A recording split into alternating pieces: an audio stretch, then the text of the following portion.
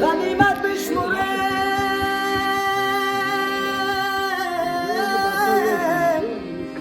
امروز و فردا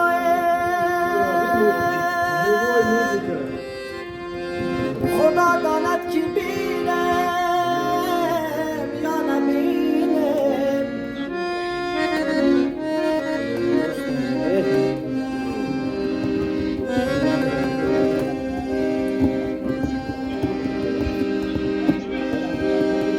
فرزندان ناکامل دایه از پدر حیف است ز جوی قطرابه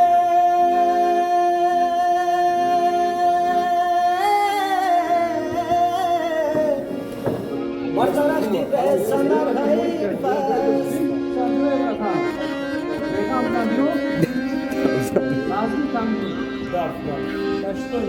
جوانکی نسازد توتیا خاکی رای مادر ز مادر از برایش یک نگاهی از جگر حیف است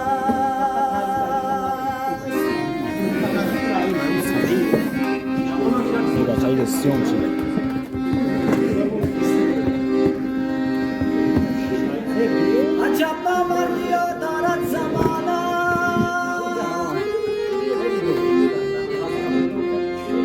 با سر تاقیم دل فنی زنانه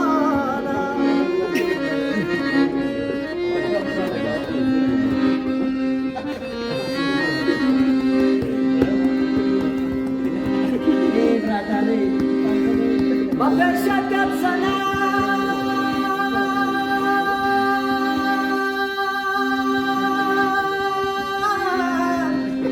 چون شاعرانم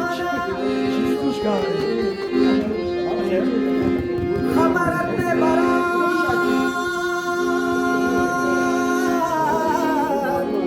خانه به خانه